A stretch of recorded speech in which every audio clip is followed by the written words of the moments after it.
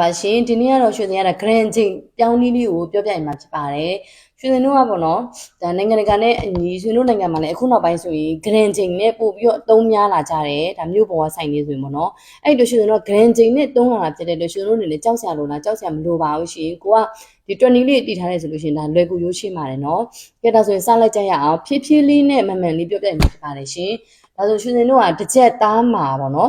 မြန်မာလေးချိန်တစ်ချက်သားမှာစနေဟောင်းဆိုလို့ရှိရင်ဒါ16.6.6 gram ရှိပါတယ်ရှင်ဒါကတော့သိထားမှာဖြစ်ပါတယ်အလွတ်မှတ်ထားမယ့်အရာဖြစ်ပါတယ်နောက်တစ်ခုကတစ်ချက်သားမှာ16.3.9 gram ရှိပါတယ်စနစ်1ဆိုလို့ရှိရင်ပေါ့နော်ကဲစနစ်1မှာ16.3.9 gram စနေဟောင်းဆို16.6.6 gram ဘယ်လောက်လဲတစ်ချက်သားမှာပါကဲဒါသိသွားပြီဆိုလို့ရှိရင်တွက်ရတာလွယ်ကူသွားပါရဲ့ရှင်ဒါဆိုရင်ဥပမာအနေနဲ့ရွှေစင်2 gram မှာတော့ဘယ်နဲ့ပဲဘယ်နဲ့ရွေးဘယ်နဲ့ကြက်ရှိတယ်လဲဆိုတာကိုတွက်ပြရင်မှာဖြစ်ပါတယ်ရှင်ကဲဒါဆိုရင်ကိုမရှိရဲ့ gram ကိုတီလိုက်မယ်နော်ကိုမရှိရဲ့ gram က2.5 gram ပဲဖြစ်ဖြစ်9.1 gram ပဲဖြစ်ဖြစ်1 gram ပဲဖြစ်ဖြစ်ဘလောက် gram ပဲဖြစ်ဖြစ်ကိုမရှိရဲ့ရွှေချင်းကိုမရှိရဲ့ရွှေအလေးချင်း gram ကိုပေါ့နော်ဒါဘေးနေအောင်ရောက်ဘေးနိုင်ငံအောင်ရောက်ပါကိုက gram နဲ့ဝယ်ထားရဆိုလို့ရှိရင်ဒါကိုမရှိရဲ့ရွှေချင်းနဲ့2 gram ပေါ့နော်ကိုမရှိရဲ့ရွှေချင်းကိုဒီနေရာမှာအစားထွန်းလို့ရရင်နော်2 gram အစားစနေဟောင်းနဲ့ရင်တွက်ပြမယ်စနေဟောင်းကတစ်ချက်သားမှာ16.6 gram ရှိရဖြစ်တဲ့အတွက်အဲ့ဟာနဲ့စားလိုက်မယ်ကိုမရှိရဲ့ gram အလေးချိန်ကိုတီးရွှေအလေးချိန် gram ကိုတီးစနေဟောင်းဆိုရင်16.6 gram နဲ့စားမယ်ကဲဒါဆိုရင်စားကြည့်ကြရအောင်ပါရှင်တွက်ကြည့်ကြရအောင်ပါကဲဒါဆိုကိုမရှိရဲ့2 gram အစား16.6 နဲ့စားလိုက်မယ်ညီမချင်းကဲဒါဆိုရင်ဆက်စချင်းဒီမှာထွက်လာပြီတွေ့လားရှင်ဓမ္မရဲ့ရှိကကိုက16.6 gram နဲ့စစားလိုက်လို့စထွက်လာတဲ့ခဏန်းကြီးကြက်ဖြစ်ပါတယ်နော်ဒါဆိုရှင်တို့လည်းမတွေ့လားကြက်မတွေ့ရဘူးတတမိုင်းရှိကိုကြည့်မယ်ကြက်လည်းမတွေ့ဘူးပဲလည်းမတွေ့ဘူးရွေးလည်းမတွေ့ဘာမှမတွေ့သေးဘူးပေါ့ဆက်စချင်းတွေ့တဲ့ခဏန်းကိုရှင်တို့ကကြက်လို့တတ်မှတ်မှာဖြစ်ပါတယ်နော်16.6 gram နဲ့စစားလိုက်တဲ့ဟာကိုကြက်လို့တတ်မှတ်မယ်ရှင်တို့ကကြက်မတွေ့ဘူးကြက်မရှိကြတော့ရှင်တို့ကပဲထက်ရှာမယ်ပဲဘယ်လိုထက်ရှာမလဲဆိုရင်ဒီအရှိမတတမိုင်းရဲ့အရှိမတုံညဖြစ်နေမှာရှင်တို့ကဆက်တွားလို့ရမှာနော်ဆက်နှိပ်လို့ရမှာပဲထက်ရှာလို့ရမှာအဲ့လိုရှင်တို့ကပဲထက်ရှာလို့ရလားမရဘူးလားဆိုတတမိုင်းရှိမှာတုံညဖြစ်နေတဲ့အတွက်ကြက်လည်းမရှိဘူးတုံညာလည်းဖြစ်နေတယ်ဆိုလို့ရှိရင်ပဲထက်ရှာလို့ရပြီကဲဒါဆိုတစ်ချက်တည်းမှာ16ပဲရှိရတော့ရှင်တို့ကအမြောက်16နဲ့မြောက်လိုက်မယ်ညီမချင်းကဲဒါဆိုလို့ရှိရင်တတမရဲ့ရှိမှာတစ်ဆိုပြီးပေါ်လာတယ်ဒါဒီပဲဖြစ်ဒီနော်တပဲဖြစ်ပါတယ်ကဲဒါဆိုရှင်တို့ကစောင့်စခြင်းမှတ်လိုက်မယ်တပဲ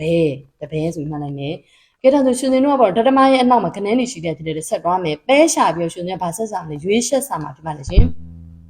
်ရွေးဘလို့ရှာမလဲဆိုလို့ရှိရင်တတမရဲ့အရှိကတုံညဖြစ်မှဆက်တွားလို့ရမှာလို့ဒါအရှိဗီဒီယိုမှာလည်းတင်ငယ်ပြီးသားဖြစ်ပါတယ်တတမရဲ့အရှိမှာတုံညဖြစ်အောင်ဘာလုပ်လို့ရလဲဆိုရင်တတမရဲ့အရှိမှာတစ်ဖြစ်နေကိုတစ်နှုတ်လိုက်ရင်တုံညပေါ့နှစ်ဖြစ်နေနှစ်နှုတ်လိုက်ရင်တုံညပေါ့သုံးဖြစ်နေသုံးနှုတ်လိုက်ရင်တုံညပေါ့နော်ဒါဆိုရင်အနှုတ်တစ်ဖြစ်နေတဲ့အတွက်နှုတ်တစ်နှုတ်လိုက်မယ်ညီမချင်းကဲတုံညဖြစ်သွားပြီတုံညဖြစ်ဆက်သွားလို့ရပြီဘာတွားမှလဲရွေးရှာမှာနော်ကဲဒါဆိုရင်တပဲမှာရှိရရှင်တော့8နဲ့ညောက်လိုက်မယ်ညီမချင်းကဲဒါဆိုရင်တော့9ရွေးနဲ့0.4 ရရှိတာဖြစ်ပါတယ်ရှင်ကဲဒါဆိုရင်တို့က9ရွေးနဲ့0.4 ရရှိတာဖြစ်ပါတယ်2 gram မှာမြန်မာကျပ်ငွေစနေဟောင်းနဲ့ဆိုရင်မြန်မာကျပ်ငွေတောင်ဖြစ်ကုန်ပြီမြန်မာကျပ်ပဲရွေးစနေဟောင်းနဲ့ဆိုရင်တပဲ9ရွေးနဲ့0.4 ရရှိမှာဖြစ်ပါတယ်ရှင်ဒါဆိုရင်တော့စနစ်1နဲ့ဆိုရင်ရောကိုမှရှိရဲ့ gram ကိုတည်မယ်စနစ်1ချက်တာဖြစ်တဲ့ဒီချက်တာမှာ16.32935နဲ့စားကြည့်မယ်ကဲဒါဆိုလို့ရှိရင်2အစား16.32935နဲ့စားကြည့်မယ်နည်းများချင်းသတ္တမရဲ့ရှိမှထွက်လာတာဒီကြက်ဖြစ်တယ်လို့ရှင်လည်းပြောထားပါရဲ့နော်တစ်ချက်လည်းမရှိဘူးနှစ်ချက်လည်းမရှိဘူးသုံးချက်လည်းမရှိဘူးအဲ့တော့ကြက်ကိုစဉ်းစားတာမလို့ရှစ်ဆက်ပြီးဆိုရင်တော့ပဲကိုစဉ်းစားမယ်တုံညဖြစ်နေတဲ့အတွက်ဆက်တွားလို့ရတယ်ဘာနဲ့မြောက်မလဲတစ်ချက်သားမှာ16ပဲရှယ်လို့ဆိုရင်တော့ပဲရှာတယ်လို့16နဲ့မြောက်လိုက်မယ်ညီမချင်းသတ္တမရဲ့ရှိမှတစ်တွေ့တယ်ဒါဆိုရင်တော့တပဲလို့ယူဆမယ်မို့ယူရပါမယ်နော်တပဲကဲဒါဆိုရင်တော့ဓမ္မရဲ့ရှိမှခဏနေရပြောလို့ပဲတုံညဖြစ်မှဆက်သွားလို့ရမှာမို့လို့အနုတ်1ညီမချင်း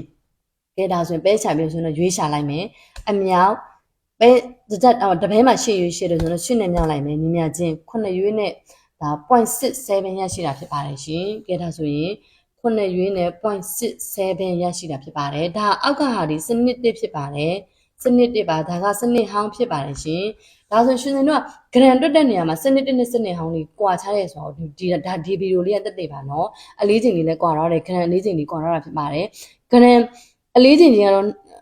2 gram ပဲအတူတူပဲဒါပေမဲ့စနစ်1နဲ့စနစ်ဟောင်းလေးနဲ့ မြန်မာချက်ပဲရွေးလို့နဲ့ပြန်တွက်လိုက်တဲ့အခါကျတော့နည်းနည်းလေးကွာဟမှုရှိပါတယ်စနစ်ဟောင်းမှာတပဲခွန်လေးနဲ့ 0.4 စနစ်တစ်မှာတပဲခွန်လေးနဲ့ 0.67 ရှိတာဖြစ်ပါတယ်ရှင်ကဲကျေးဇူးအများကြီးတင်ပါတယ်ဒါကတော့ဂျာပြဗီဒီယိုလေးဖြစ်ပါတယ်နော် grant နဲ့ပတ်သက်ပြီးတော့လည်းအသေးစိတ်နားလည်အောင်တင်ပြပေးတော့မှာဖြစ်ပါတယ်ရှင်ကျေးဇူးအများကြီးတင်ပါတယ်ရှင်